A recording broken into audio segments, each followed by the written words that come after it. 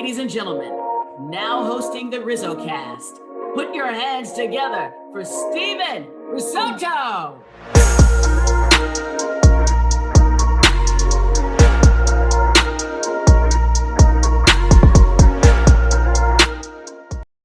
What's going on, everybody? And welcome. Happy New Year. Happy 2024 to all you RizzoCast listeners. It has been a pleasure. This is going to be year number 4 that we embark on this journey together, and I can't be more thrilled with everything that's going on. Um, my name is Steven Risotto. I cover the San Francisco Giants for SF, and I'm the host of RizzoCast, the podcast that features current and former big league players, coaches, fans, media, and others who are regarded as some of the brightest minds around the game of baseball. Today's guest is, well, there's an assortment of different guests. So if you're a longtime RizzoCast listener, you know the series Why I Love the Game, which is something that I've done periodically. I'm not very consistent with it, but I'm hoping to change that consistency and make it kind of a regular thing here on this show where we have maybe an episode here and there where fans hop on the podcast and tell their baseball story, because everybody's got a baseball story. Everybody's got an origin about how they followed the game, family, friends, how they consume it. Just talking baseball. And I shot out a message on Twitter, and there's a lot of people that responded, and I'm going to try to fit everybody in slowly but surely. I'm trying to respond to everybody and get in contact with everybody. But today's episode features 3 baseball fans who were brave enough to hop into the RizzoCast world and, talk for a few minutes. So we talked to Addison, CJ, and AJ. Some really good stories mixed in. Hopefully you love this episode of Why I Love the Game. This is episode number 6, and let's get started. All right, welcome back to RizzoCast, and we have our first victim. I told him that he was my first victim, and he is coming on to the show. And what I do during the New Year's usually is I have a bunch of fans come on the show. I don't have them on enough, and it's good to have Addison come on here. And Addison is a big Giants fan. Addison, what's going on? Happy New Year! You're the first RizzoCast guest of the new year, so that's a badge I'm of honor. I feel so honored to be on the show finally after we talk about it all the time. Meet at a couple games. Happy 24 to you as well, my man. Hope it goes well for you today with all the other victims. Yeah, there's a lot of people that said they want to do it, and there's still time. Reach out to me if anybody wants to come on and share their baseball experience. I'd be happy to kind of give the platform. That's kind of what I'm excited about. I've done this in the past. I haven't been able to stick with it. I'm hoping I could do it this time around. But yeah, no, first things first, like how did you get into baseball? Like when did that begin for you? When was the passion, I guess when did that start? Well, it started when I was about 5 years old. My dad signed me up for Little League for T-ball back in the day, like 30 years ago. And ever since then, I've just loved it. Played my way through Little League, junior high, high school, and then no college. But I've always been around the game, and I just love it so much. And it just can't leave it. I mean, it's one of those things that just sticks with you forever. It's like sushi. I love sushi, so that's gonna be around with me forever. So just can't ever leave the game, if you will. Yeah, so you heard it on RizzoCast first. Addison says that baseball's like sushi. I'm gonna make a t-shirt now. You never know. Make a bumper sticker if you have to. Exactly. And like, what is it about baseball that like, because, we all have the option of being super fans for other sports. And I certainly watch and follow basketball and football too. But, it's not the same. I find it not being the same. Like, why is baseball different? I think it's just different because, like you, I like football, I like I like football, basketball. I like other sports, but baseball just sticks because all my friends like it too, and like we all connect on so many levels. They like their teams. A buddy that likes the Indians, Guardians, but he's always going to be a Tribe boy, and he just loves it. And me and him just talk baseball all the time. Like he say, "Oh, you guys are going to get somebody," and I commended him because he got Stephen Vogt as a new manager, and it just brings us together from across the country. I mean, baseball and basketball do that too, but there's more rivalries, I think, in baseball. Dodgers and Giants, Boston and Yankees. There's just so many to name. It's ridiculous. Yeah, no, and it's funny because like I guess one personalized for you is that you are a like Sacramento area guy, and you spend a lot of time at the ballpark in Sacramento watching the Sacramento River Cats. And I just want to, because I know that you've had a blog too for a little bit, and you converse a little bit with the players down there. What has that experience been, kind of going to a handful of River Cats games, and when did that start? That started right before the pandemic. I had a buddy reach out to me on Twitter and said, "Hey, you want to cover a blog for the Giants?" And I said, "Yeah, sure. What do I have to do?" He's like, "Just use your imagination and bring it to life."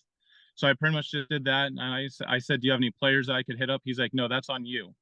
So like ever since like they just started drafting or signing players, I go on social media, find their social media handle, and just say, "Hey, I'm Addison. I run a blog. Do you want to get an interview in sometime?" And 100% of the time they say yeah, or they're busy, which is fine, but we still FaceTime or talk on the phone. And hey, that's better than nothing right there. And I just love it, especially in the Giant system because I'm in Sacramento, Roseville, but they come up through Sacramento. It's like, "Hey, I talked to you. Remember me? Yeah, I know who you are." And then they go play in the big leagues. It's like, "Hey, I'm your number one fan now because I rooted for you ever since you got drafted or traded over." So Yeah, that's really awesome. And for those wondering, if anybody listened to the Jay Jackson episode, this is the guy right here. Addison is the one that I give all the credit to for introducing me to Jay Jackson. So he's a good dude, huh? Jay Jackson, Jay Jackson's a very interesting guy in a good way. Like he has a major story. Like he played overseas for a long time, then he came back, and then he went back over there, and then the Giants picked him up, and he was one of my first interviews during the pandemic. And he's a solid, humble man. So, and then he just had a new baby, JR. We're rooting for you and everything. And Jay, I hope you can find a job soon. I mean, the Blue Jays want to bring you back, awesome, but the Giants would love to have you back, I'm sure. Bring that Yeah, smile back to the Bay. yeah, a really big smile. He was a really genuine guy. And speaking of genuine, who is the best interview you've gotten? Like, is there anybody that stands out? Like, excluding Jay Jackson, because we just talked about him. Who would be? You were gonna say Jay Jackson or Jay? Who would Yep. be the best? Well, he wasn't a giant. I mean, he had a knee surgery. Probably Bruce Maxwell. He Yeah. is one of my favorites because he played for the A's and all that, which is fine. But then he's been playing in Mexico and now he's a coach down there. And he's just all about the kids. And I love kids also. And I want to be able to be a baseball coach one day. But like he's just all about the kids and how they develop into young men and ball players. Like he's a solid guy. So probably Yeah. Jay Jackson, Bruce Maxwell, and Jalen Davis for sure. Top three right there. Jalen Davis, another guy who's former Giant, made the opening day roster in 2020 for those that don't remember. Yeah. And one thing about you is like you have a new baby, of course. Like how are you gonna like transform your baby's like allegiance into baseball? Because I feel like that's always a goal for like a father or a mother to kind of pass their passions and traditions down. And like, are you gonna have you worked to like get that baby decked out in Giants gear, like taking them to games? Like, tell me about how you're gonna raise that kid a baseball fan, because I know it's coming. I know you're gonna do a It, good job of that. it's definitely coming. When she was about a month old, not even a month old, she went to her first Giants game. So she went against the Royals that opening day on Saturday, and she loved it. She's been to a lot of River Cats games, and she loves them. She loves seeing Dinger. She loves seeing all the players. Like whenever there's a foul ball coming towards us, I jump for it, and then she puts her hands up. I'm like, "You're not gonna catch that, but I'll catch it for you." And there you go. But how I'll pass it down, she's gonna play baseball. She'll play softball, but I want her to play baseball for sure. So I want her to get in the. I just play catch with her. I mean, she's only almost 10 months old, but Mhm. hey, once she can pick up a ball and catch, then that's when it's all gonna start. Yeah, absolutely. I mean, if we go on Twitter right now, we could find like how successful the women's national baseball team is. So it's definitely a big trend right now, and kind of always has been. Who's your favorite player? Like out of anybody All that time that or Giants? all time favorite player? You could go Giants, you could go all time, whatever you choose. All time, it would probably be the kid, King Griffey Jr. Hmm. Just that swing, we all imitated it as kids playing wiffle ball. Him and Gary Sheffield. But my all-time Giants probably JT Snow, just a humble guy, another guy I would love to talk to. I know you've talked to him, which is awesome. And when I read that interview and watched it, I'm like, man, Steven's a lucky man. But just JT Snow and King Griffey for sure are my favorites right there. Yeah, I would love to see Griffey in his prime. That would have been awesome with the backwards hat, and didn't even Nike shoe The deal backwards too. Like hat, he was one bubble of the gum. first. Yeah. So he's a legend. Yeah, he's a good dude growing up in the 90s.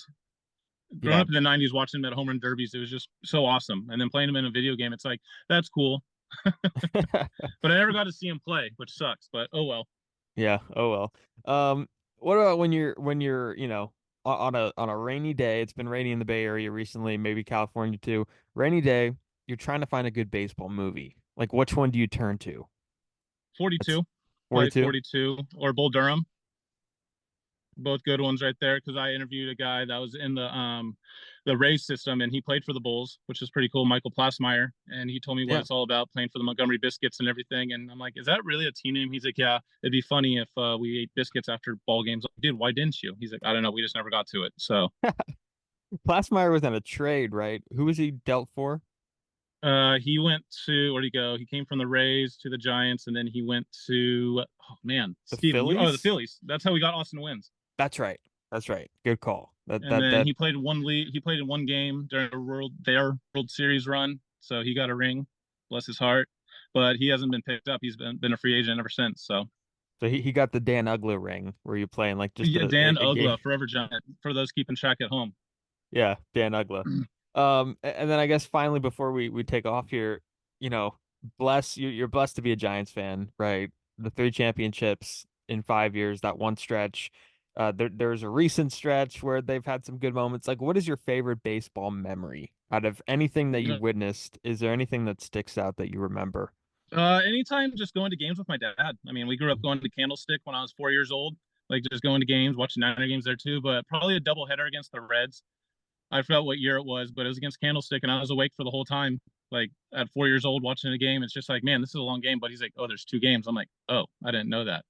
But then that's when I got introduced to doubleheaders. It's like, oh, they sometimes play two games, and then later on, me and him went to a doubleheader against the Reds at AT&T Park. So, or Oracle, whatever you want to call it. It's always going to be AT&T Park for me. So, Yeah, I thought that would be a harder adjustment, but I feel like I'm pretty good at calling it Oracle now. Occasionally I'll slip up, well, but yeah, it's always going to be AT&T, no matter what. Not SBC, not all that other stuff. It's always going to be AT&T Park. But if somebody calls it Oracle, okay, I can't put it past yeah. them because that's the actual name of it. So It's funny, that's what the Pac Belt people said too. And I yeah, still Pac I Bell. yeah.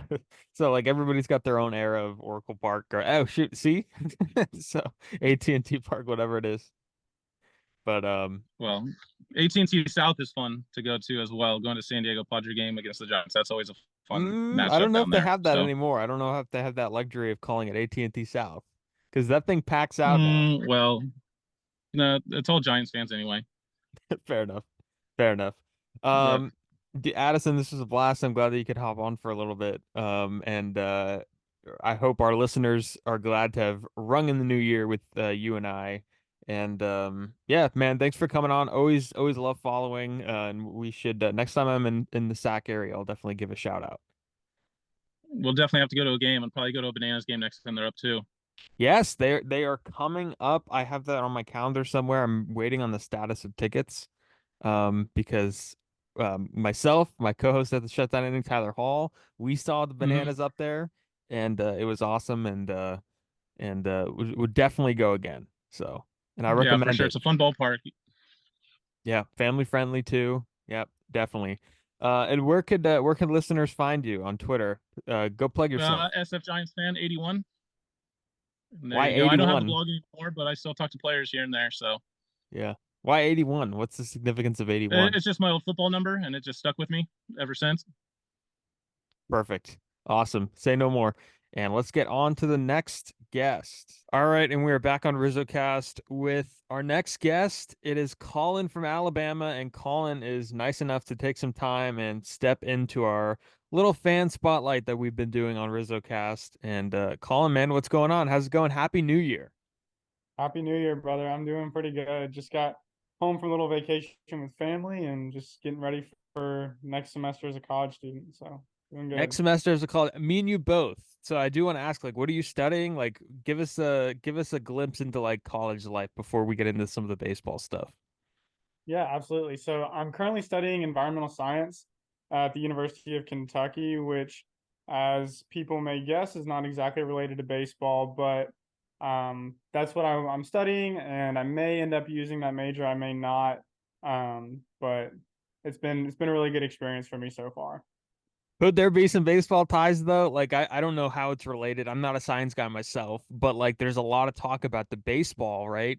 And like the size and shape. Does that have anything to do or is that something else? Is that like physics? I don't know. That would be more of a physics thing. I mean, I've done like reading on the side about some of the physics of baseball and pitching and even like a pop fly, stuff like that. But that doesn't really, I wouldn't run across that in any of my classes, no. Yeah, no, that was a long shot question, but maybe you'll be like in the mix of people that could save this planet from like climate change or whatever's going on these days. So Yeah. if you use it or not. But yeah, no, it's good to have you on, Colin. And I do want to ask first and foremost, I know that you are a big Atlanta Braves fan, and we're going to talk about that. But I first want to ask, how did you get into baseball? Like, what was kind of the starting point for you? When did you kind of fall in love, and when did that passion begin? Yeah, I love that question. I love talking about baseball because I love it so much. But I grew up in a baseball family. My parents were Braves fans. They grew up in the TBS era. So growing up for me, we would watch baseball as a family pretty frequently. I remember a lot of like Sunday nights in particular. We would sit down in the living room, watch games together. And so watching games there, and then I also started playing.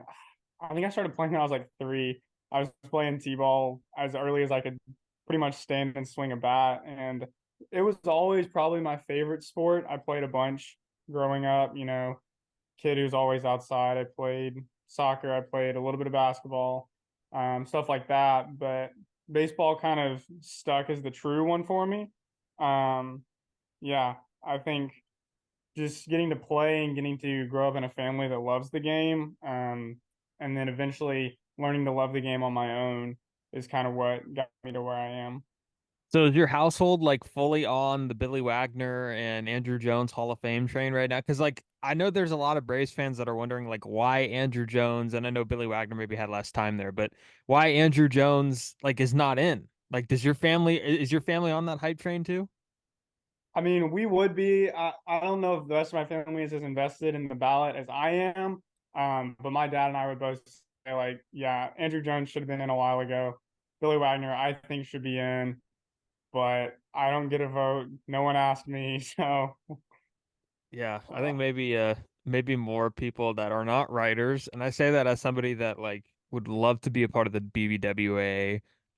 Maybe some people should also have a vote, like broadcasters and stuff. I don't know. It seems like I look at a ballot on Twitter every day and I just kind of shake my head about what I'm seeing. But yeah, we'll see. Andrew Jones definitely one of the best defensive, if not the best defensive center fielder the game has ever seen. But what do you remember about some of those Braves teams? Because the Braves had like a lot of good teams that they went through kind of a rebuild in the mid 2010s, but they still had some good teams. I remember the Braves playing the Giants in the 2010 division series and Tim Lincecum just going off. But what are your memories from kind of the Braves teams of your youth? yeah, I mean, it's kind of funny. Sometimes I think back and my memory doesn't hold like I want it to. But I remember Simmons, who just retired, one of the better defensive shortstops we've seen. I remember the brief stint with the Upton brothers. I remember Fred Kimbrell and Freddie as they were rookies starting out. And I remember being a little younger, not understanding the concept of a rebuild.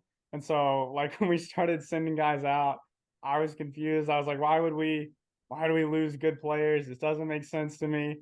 Um, and so, like, with that, not paying as much attention as I probably should have, just because I didn't get what was going on.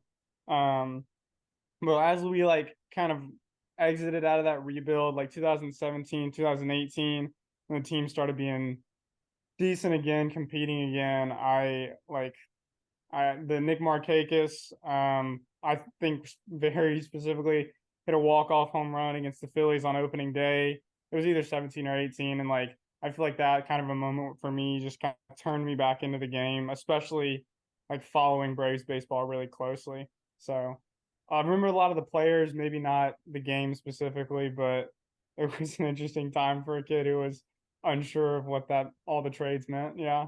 Yeah, that makes total sense. And like me specifically, I 100% think that like I still think of Freddie Freeman as a Brave. Like it doesn't register to me that he is a Dodger. It seems like something seems off about it. Like when I picture him, and I was a big baseball card collector back in the day. I haven't done it in a while, but I still picture him as a Brave. Do you feel the same way? Yeah, I mean, definitely. He being a guy that we drafted and we produced, and that he was willing to stick through that rebuild and be kind of a cornerstone. I feel like the Braves are kind of baked into his identity as a player. Yeah, he's playing for the Dodgers now, and yeah, we have Matt Olson, who I absolutely love. Just hit 54 home runs for us. That's nuts. It's great, but Freddie's a Brave. I think he'll go down as a Brave. He may even, I don't know, come back on a 1 year just to retire with us or something like that. But Yeah, for me, he's still a Brave. Yeah, no, without a doubt. And Olsen, is good. I still think that, maybe long term it's a better fit, Olsen. And like you mentioned, he broke the I think that was what the single season team record for homers, which is absurd because the Braves have a pretty storied history. But what about these last couple of years? Because these last couple of years, the Braves have been thought of like, a very like model organization, right? They produce, they develop, and they extend really early. Like Ozzy Albies is a stupid team friendly contract. Acuna, stupid team friendly contract. They do it with Riley was the one that got paid, right? And there's a bunch of guys that just, I mean, the infield is the best in baseball and probably one of the best in baseball history in recent era. Like, tell me a little bit about what these last few, years have meant to the Braves fandom, especially like, 2021 when they brought a title home. Yeah, absolutely. So, I mean, I missed the era where the Braves won 14 division titles in a row. They had Maddox, Glavine, and Smoltz on the mound, and sometimes I look back at that and I go, man, I wish I got to experience that. I wish I got to live through that. And then I kind of stop and think and I go, I'm almost living through the modern version of that for myself. Looking back, 2019, we lost to the Dodgers in the LDS. 2020, lost to the Dodgers in the NLCS. And so for me and like the following of being a Braves, I hate the Dodgers just straight up, man. And those were tough losses. So specifically in 2021 to like get over that hump and beat the Dodgers in the NLCS, go on to win the World Series. It's like an unrivaled feeling. There's not a whole lot of things that really comp to it. It's kind of crazy. But just have, like you said, the core's locked up. We have really good infield. We have stud outfield with Michael Harris and Ronald Acuna. We just acquired Jared Kelenic. I mean, guys we have for long term makes me excited for the right now. Like the last couple seasons, we didn't get the ultimate goal. Okay, it's still fun seasons, and our future is really, really bright. And so, I kind of feel like I'm getting to live that that '90s Braves era just a little differently. Yeah, that's awesome. And I do want to ask, like, and I've asked, a few people that are one person that has done this segment already. Favorite player, like everybody's kind of got their guy that they attach to. Do you have a favorite MLB player, I guess, currently all time? Like who are some of your favorites, if not, the favorite? Loaded question. Okay, so Good luck. I think the like all time versus now is a little different. I guess like as a kid, Chipper Jones was still our big guy, and I loved Chipper. I wore number 10 when I played in little leagues. I actually was at the game when he had his number retired by the Braves. So like Chipper as a kid, and now I would say it's really hard to pick just one. From the Braves, I love Austin Riley and I love Michael Harris. Both guys that have come up through our organization. I've loved getting to see them develop and grow. Riley's swing is one of my favorites, which is kind of a weird thing. It's not super special. It's not pretty like Griffey was or anything, but I don't know, man. It's just fun to watch those guys play. Yeah, I Michael, see. Yeah, just I see fun, what you're man. saying about the right-handed swing. I get it about the right-handed swings are underrated. I mean, they're 100% underrated. Um, how about a moment? Like, is there a moment that sticks out in like your baseball fandom where it's like that was my favorite baseball moment? Because we all have them too. So is there anyone that sticks out? Absolutely. I mean, the easy answer, like it's the Braves winning the World Series was fantastic. It's an awesome moment. But actually, I would go a series back from that. The 21 NLCS, when we were playing the Dodgers, we went up 3-1 again, just like we had the previous year. And then we lost game five. So now it's a 3-2 series. And I'm hearing the talk, we're going to choke a 3-1 again. And I'm terrified, like I don't want that to happen. Not even just for like, I don't want to lose baseball games, but I don't want that narrative. And here we are in game six. Um, what inning? I think it was the seventh inning. Tyler Matzik comes in for relief of Luke Jackson. We got Dodgers on second and third. There's no outs. I'm sitting here with my parents in my living room, and I'm going, there's no way we give up less than a run here. maybe two, maybe more. It was just like sinking feeling. We're gonna choke this lead again. Tyler Matzik comes in, strikes out Albert Pujols, strikes out Steven Souza, strikes out Mookie Betts and I just lost it in my house, man. I like that was the moment for me where I was like, this is it. Like we've crossed that hump. We got over this one big obstacle. And I mean, man, that was just my favorite. I still, when that video pops up on Twitter, I'll watch it every time. There were some dogs in that bullpen. Like Madzik had a great postseason. Will Smith, Jackson, like you mentioned, it wasn't AJ Minter. Whenever I think of AJ Yeah. Minter, I think of the Texas A&M video where they I don't know if you've seen that where they they call down to the bullpen and they have them warm up. I'll have to send it to you. It's a good video. But yeah, they had a great bullpen. So yeah, those are really good moments that stick out, I'm sure. Here's kind of a out there one. If you had to pick a favorite baseball movie, and I know that's switching gears completely. And again, loaded question. There's a lot to choose from. Any baseball movie that sticks out. Yeah, okay. So this one's tough. There's a couple that come to mind, and I think my answer might even get some criticism because there's definitely some classics that I'm not gonna pick here, but I do love Field of Dreams. And it's honestly a little more for like kind of sentimental reasons. Field of Dreams was probably one of the first baseball movies I watched with my family, and then watching again as I get older, and being a guy who played the game, doesn't play anymore, seeing, Moonlight Graham is kind of the ideal character in this movie where he walked away from the game and he did something else, but he got that, he gets that at bat. It's just very emotional about the beauty of baseball as a story, baseball as an art, not just as a game or entertainment, but so much more than that. And I think that really speaks to me, and that's probably why I would pick Field of Dreams over some others that people may love. So I'll go with that. That's a good one. It's a good one. And I watched Field of Dreams last time when they had the Field of Dreams game, just to kind of like, I've seen it a few times, but I hadn't seen it in a while until then. And I think they did a really good job with that game. But no, that's another good answer. And then finally, like, you mentioned this, and I'm gonna go back to it. You mentioned you played, so we need to get a call in from Alabama scouting report. Like, what are the things you did well? Tell us, like, what position.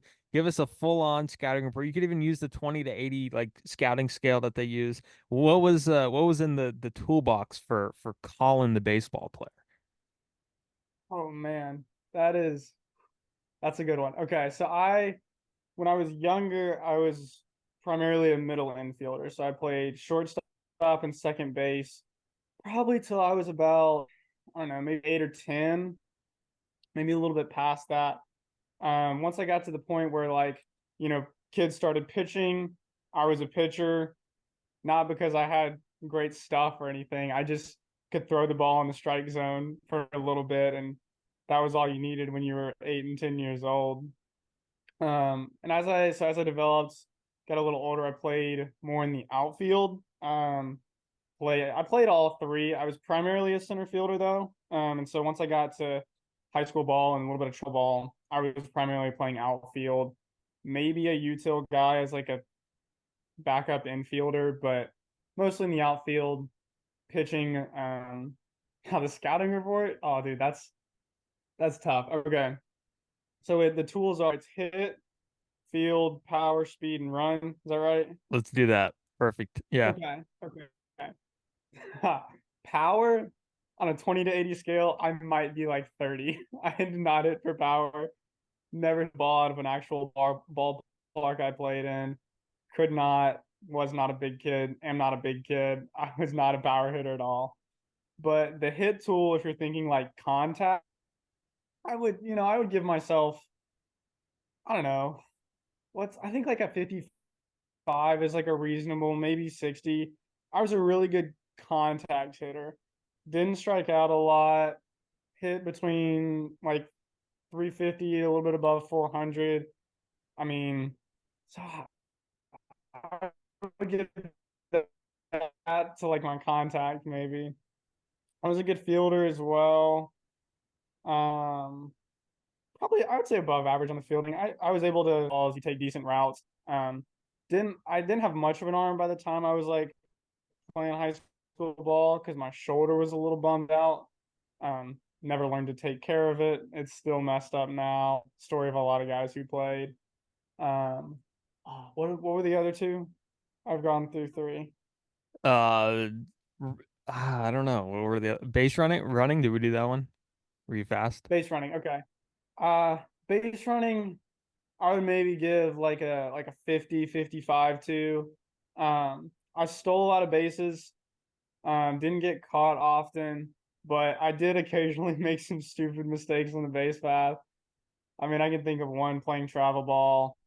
I thought I could get third base on a steal, ended up making the third out at third. You just don't do that. And so just, occasional mental block. But other than that, I was quick. So say that. Let's see, hit, power, field, base Throw. Oh, running. you did throw, right? I think. Yeah. Yeah, I kind of put that in with the fielding, but I mean, I could make good. I was like an accurate thrower, like I could get the ball on a line, but I might do a one or two hop to get it there. So, yeah, I guess that would be the report as a position player. Man, that's a fun question. I like that. Yeah, I'm gonna use that a lot more. Sometimes I break it out to like college coaches who like haven't played in a while. I go like, "What were you like in college or like high school?" And they're like least expecting it, but it's pretty funny. So I had to break it out again. But no, yeah, I played through high school too, and I was a PO once I got to high school because I couldn't hit. And I just yeah, no power. I just didn't use my lower body when I hit. So it was like all hands. So like I could hit, but it just didn't go anywhere. And that was the problem. So I just like, you know what, let's PO and um through strikes, and in high school you only need two pitches to get through, and it worked for me. So yeah, this was awesome, man. Colin, I appreciate you coming on, and it was a blast, and best to luck to you and your future endeavors, and hopefully you had a good time. Thanks for coming on the pod. Yeah, absolutely. Thank you for your time. I really appreciate you bringing me on and giving me a chance to just talk about the game I love. So, thank you, man. Without a doubt. And we will continue this series coming up next, and see you then. We're going to take a break on RizzoCast, but first, here's a quick word from our sponsor. Hey, RizzoCast listeners, how you enjoying the show so far? If you are enjoying the content and want more RizzoCast, please make sure to subscribe and leave a review on YouTube, Apple, Spotify, or wherever you listen to your favorite podcasts. We're also on social media, so follow us on Twitter, Instagram, and TikTok at RizzoCast. Now let's get back to the show. All right, and we are back with AJ from St. Louis, and AJ is nice enough to take some time and be the next person on our segment, on our fan segment. And AJ, what's going on? How you doing? Welcome. I'm doing well, man. I'm doing well. I actually just got back from San Diego. Just came back out here from break, so it's pretty nice. It's actually kind of snowing outside right now. So Nice. So, are you originally from the San Diego area? yes, sir, I am. This Oh, is my yes. first year out here, actually. Yeah, so for those that don't know, AJ is attending Maryville University right now, in St. Louis, and I have to ask because that might be a little bit of a culture shock to see snow when you're from San Diego. A little bit of a different atmosphere. Tell me about it. Definitely a little bit different. I did grow up in the mountains out in San Diego, so it's definitely a lot colder out here, and I'm seeing a lot more snow. But I've seen it before. It's not nothing new, I would say, just a lot more of it now. Awesome, a lot more of it. Still pretty cool though, getting a chance to see that part of the Definitely. country and in St. Louis. So first off, I mean, I've been asking everybody that's come on here the same kind of question, and I'll ask you the same question.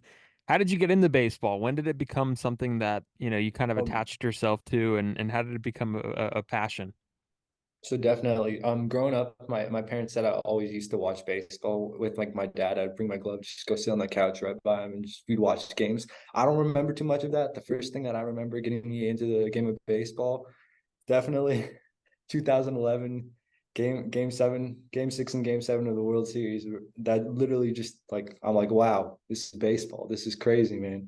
David Freese hitting that walk off in game 6, that was that was magnificent, and it literally propelled me into playing baseball and to hopefully what I'm going to be doing now. So Yeah, that was one of the best World Series in recent history, maybe ever. And David Freese had a big hit earlier in that game too, over the head of Nelson Cruz in right field, who was playing shallow in right field because he wanted to be there for the celebration that was going to happen, but it never happened. The ball went over his head. The game went into extra innings. I think Lance Berkman had a big hit, and then, like you mentioned, David Freese had the big walk-off home run, and then Joe Buck had the famous call, "We'll see you tomorrow night," kind of definitely, you know, his dad had that call years before. But no, that's a great core memory. So who's your team? Like, if you had a team that you've been oh, rooting for. so it's very interesting because everyone kind of makes fun of me since I'm out in St. Louis now, but I am actually a Cardinals fan that grew up in San Diego. So, you know, it's definitely nice to be with my people now instead of just always the Padres fans, you know? So is that one of the reasons why like Marysville looked like was kind of an attractive like destination for you, just because, you get to kind of go to more Cardinal games, I guess? Definitely one of the reasons. And then I have some family out here, and then doing some research, they had a pretty good sports business program, which is what I'm studying in right now. Awesome. That's really cool. Like, if you had a dream job in baseball, like, would it be in baseball? Would it be in any other sport? Like, what would you use your sports business degree in? Definitely. So what I want to do right now is I'm trying to reach out to a bunch of sports agents, see what it requires to become an agent. I want to work as a baseball agent, just help as many people reach their dreams as possible, if that makes sense. Yeah, that's really cool. And we had, I think you and I talked a little bit about Tucker Ward. We had him on a while ago. Yeah. Yes, sir, Um, we did. and he was a lot of fun to have on this podcast. But that's cool. That'd be cool. Like, represent some of the great talents in the game.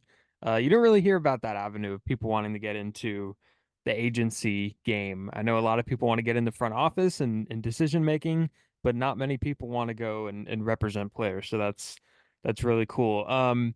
And you have a history of playing baseball, if I'm not mistaken, right? I do. I started actually like 2012, right after David Freeze's thing. I just knew I wanted to play then. Is it So still happening? I'm currently not playing anymore, sadly. But hey, things move on, things come to an end, and new opportunities open up. So definitely for me, baseball is very difficult because you don't know this, but I was born with a disability called cerebral palsy. It makes it really difficult to use the left side of my body. Actually, when I was first diagnosed, the doctors told my parents I would never walk, and I've had learning disabilities. We overcame those. For me, playing baseball, definitely a challenge. People always tell me I couldn't do things. And it was extremely difficult, right? Because I could only use half my body when I was playing baseball. So, how do I want to phrase this? Yeah, we'll do it like this. We I had to figure out how I was going to be able to throw and catch a ball, because if I can't use half my body, I had to figure it out. So originally, when I was looking into playing, my dad was telling me to look up Jim Abbott. Don't know if you've heard of him, but he was a great pitcher, one-handed. So I was watching him for a little while, saw what he was doing with the glove, and then I was like, well, if he could do it, I could definitely find my own way. And I've always looked up to him as an inspiration, right? So for me, I throw and catch with the same hand now, or yeah, I throw and catch with the same hand, and it's just very interesting and different experience. That's an incredible story, AJ, and I'm glad that you've come on here. I did not know that. I'm glad that you saved that for the podcast to share, because I think there's a lot of people out there that might be in the same boat wherever they are, that could overcome some obstacles, and I think you'd be a pretty good role model to hear from. I do want to follow up on that, because that's really incredible that you had, a chance to kind of teach yourself a different way of playing that best suited you. So what was like the support system that you got, or maybe not a support system, maybe some challenges along the way, and with your teammates and your coaches? What was that support system and that challenge like to kind of comprehend with everybody around you? Definitely interesting and definitely unique, I would have to say, because I grew up in a really small town already. So I kind of knew everyone that I'm playing with, and like all the parents and all the adults. But I still got these people out there that telling me that I couldn't do things, which, especially when you're younger, it really hurts. And it's really difficult because you're like, well, maybe I can't do these things, maybe it's not for me. Maybe there's something else out there. But eventually over time, I just kind of thanked my parents because they told me just use it as motivation, right? Prove these people wrong, prove these people that I can do them. And if you work hard enough, you can really do anything you want. So like for me, I remember hearing that and it hurt me at first, but I just kept working and slowly kept getting better.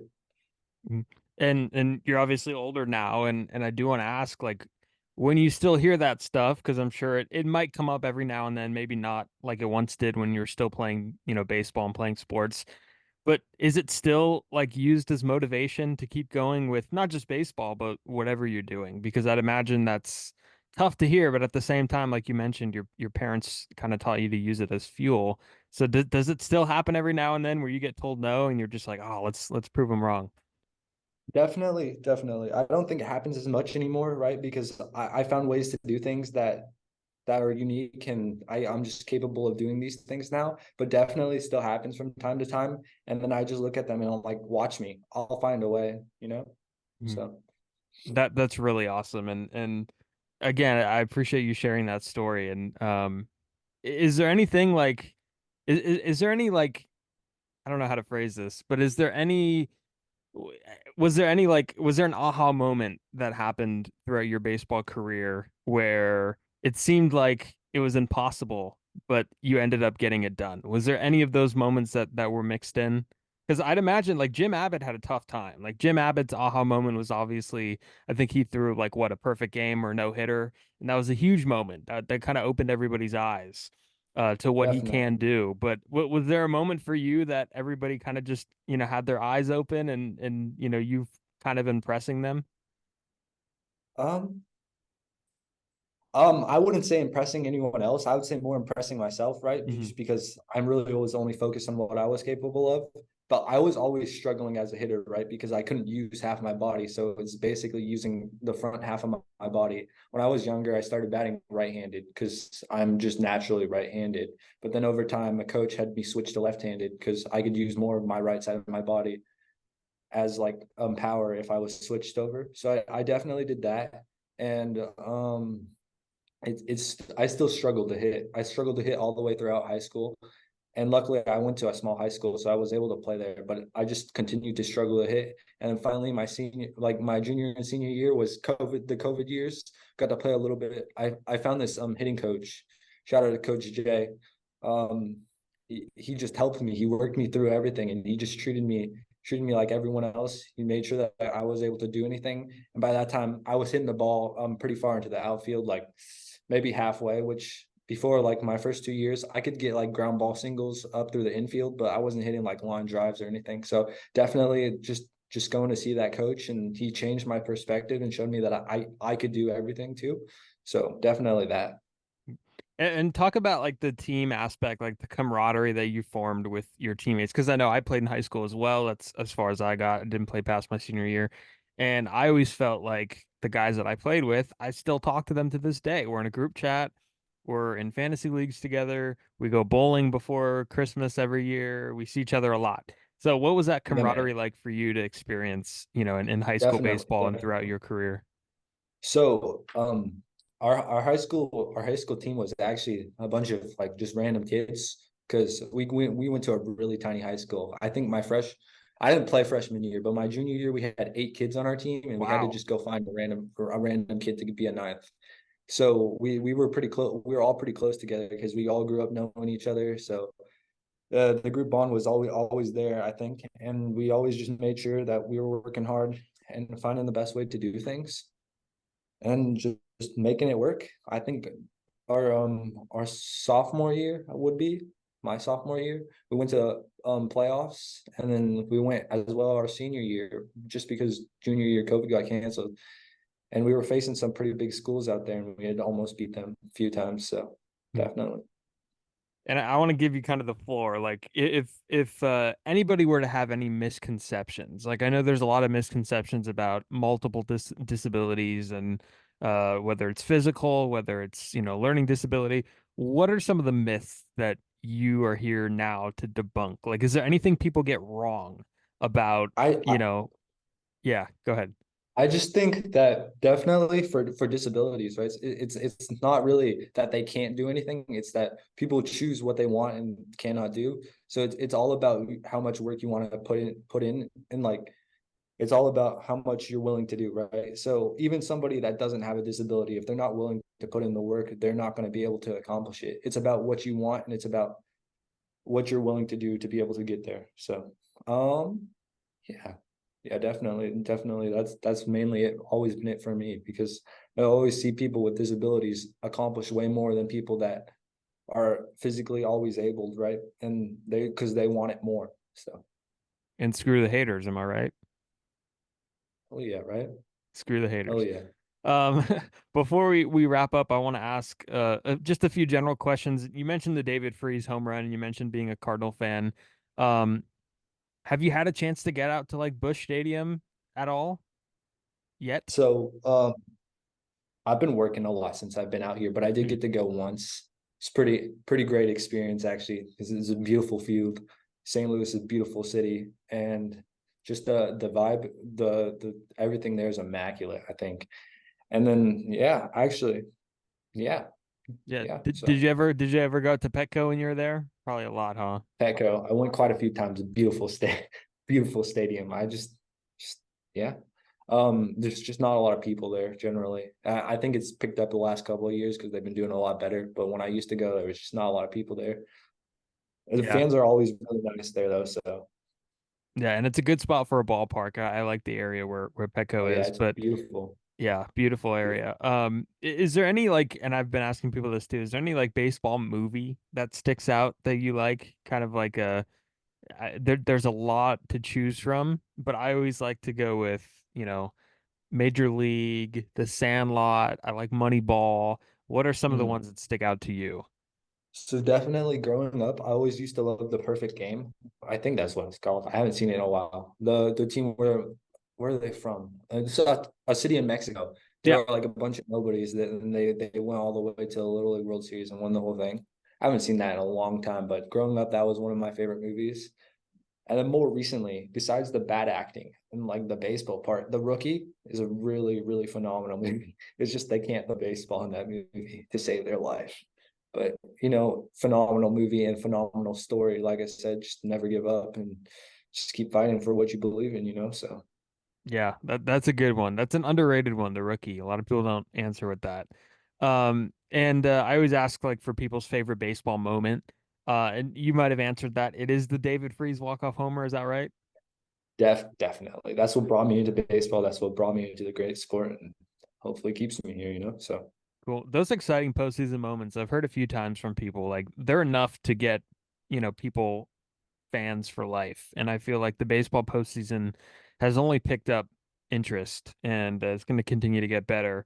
But what do you envision for the Cardinals this upcoming year? I mean, they added a little bit to the rotation. They still have Paul Goldschmidt. They still have Nolan Arenado. What are we looking for the St. Louis Cardinals in 2024 after a really unlikely bad year, I guess, last year? oh yeah. I'm just want to see them compete. I moved out here. It was a rough year last year, so I came out here. I want to go watch a postseason game. So hopefully, we get to the postseason, get to watch a postseason game at Busch. That would be pretty amazing experience. Never got to watch a postseason game living in San Diego. So just Yeah. want to hope they make the postseason, and we'll see what happens because anything can happen once they get there. Yeah, once you make the postseason, it's a total crapshoot. And St. Louis is, they have a history of just winning. And I think last year was the first losing season in like 15, 20 years for them. And just a very strange thing to see that happen. But I think they'll be back. The National League Central should be pretty wide open. And finally, before we wrap up, is there any favorite players that you have in the game of baseball? Anybody that catches your eye as someone you like watching? That are currently playing or of all time. All time, go for it. All time. I would say Albert Pujols growing up, right? David Freese. And then I just like the stories that I've heard of Stan Musial because he's just an icon and he grew up out here and people just talk about him all the time out here. So definitely interesting. Jim Abbott, because I look up to him. He's one of my idols. Um, And then One of these days we'll get Jim Abbott on the podcast, and then I'll invite you on, and Jim then you can Abbott. ask him some questions. I'm reading his I guess it's a biography. It's written by him and another person. I'm reading that book right now. It's I've read really that good. book too with Tim Brown. Yeah, it's a good one. Yes. It's a very Yes. good one. Amazing book so far. Amazing book. And then yeah, I think currently playing, I definitely like Paul Goldschmidt and then Bryce Harper because they're two opposites, right? Goldie's just like chill guy. He just like focuses on his craft. Bryce Harper's like loud and he wants to like show off a little bit. And I like both styles. So it just I think they're both really good for the game, right? So Are you an definitely. advocate of bat flips and celebrations? I think they're really good for the game. I think especially if you want to grow into the younger audience, you got to have that kind of stuff. So definitely. How Good about you? answer. Good answer. No, I How about agree. you? I agree. I think I think they're really good for the game. I think they're exciting, and the only thing is that I think the celebrations directed at like the other team could kind of like get, I don't know if I'm a fan of that, but if like you're bat flipping and you hit a ball 5 miles, you deserve to flip the bat. You deserve to take your time around the bases. You deserve Definitely. to, do all the showboating in the world if you hit a ball 5 miles. And if the opposing pitcher doesn't like it, then just don't throw that pitch Be, the next time. be You got to better. pitch Yeah. better. Be better, Yeah, exactly. exactly. But I think it also just helps us grow the game, right? Because I know baseball is kind of a dying sport, especially with the younger generation. And I think just having more interesting and hype moments like that are easier to like clip and post on social media just help grow the game. Like I think a lot of what Manfred's doing right now, he's not doing great things for the mhm, game. I think it will grow the game in the short like how do I say that? The shortcoming? Is that the right word? Either way. in The the short short term, yeah. yeah, the short term. But in the long term it's gonna ruin the game. Cause like I've noticed just going to a few games, it feels nicer in like person, but if you're watching on TV, you just miss so much. So Yeah, no doubt. And I think the you bring up a good point about social media where everybody as we get older, our attention spans are constantly like the average attention span is going down every single year, every single decade. And we're at the point now where our youth get their information via Instagram and 30-second videos. So something that Sports Center posts about bat flips could go a long way. So we're at that time now. Which is pretty interesting, but also a challenge for people like myself in media or people trying to break in. But I think it'll be all good. But yeah, I mean, AJ, man, I really appreciate you coming on here and kind of sharing your story. It was pretty awesome to hear someone who has overcome a lot of cool um, obstacles to kind of, just feel comfortable with yourself, especially on a baseball field where there's a lot of pressure by, not just that you put on yourself, but also your teammates and everybody. And I think it's just a really cool story. So I appreciate you coming on and sharing all of that. thank you for having me out, man. And I want to say one last thing. Like Jim Abbott basically saying, you feel like a normal person on the baseball field. You feel like you belong, and that's how I have to feel like it felt for me. And that's why I want to be an agent, just help other people achieve their goals and find out what they can do on a ball field, and we'll figure out what goes from there. Absolutely. And Definitely. have you ever seen the show Ballers? It was on I, HBO. yes, I watched it like 2 months ago. It was pretty good, man. Yes, it was on HBO a few years ago, and I'm just imagining you being like one of the advisors in that show. So, um, I think and then once you do, we're gonna have you back on, and we're gonna talk about how you just got Jackson Holiday like a $500 million contract or something like that. Okay. Shoot for the stars, am I right? Shoot for the Definitely. stars. Yeah, definitely. And Definitely. you definitely have a Definitely. positive attitude, which is very admirable. So I think that's going to get you definitely a long ways. But anything you need, man, let me know. And I'm definitely gonna start looking into Jim Abbott, bringing him on because that would be a good podcast, I think. Would be. I'll definitely be there to watch that one. Much love. Thank you for having me out, brother. Absolutely, man. And where can people find you? Are you on social media? Do you want to kind of plug yourself a little bit? Definitely. You can follow me at AJ Shockner at on Instagram. And that's yeah. Just follow my Perfect. journey. We'll see what happens, man. Perfect. Then everybody could go ahead and Take a look at the podcast on Twitter and Instagram at RizzoCast. TikTok too. I got to start plugging TikTok. We're on TikTok too. We post some clips. And then Spotify, Apple Podcast. If you like the podcast, please leave a review. We don't have too many of those, so go leave some and subscribe on there and do all that fun stuff. And thank you everybody for listening, and have a great day.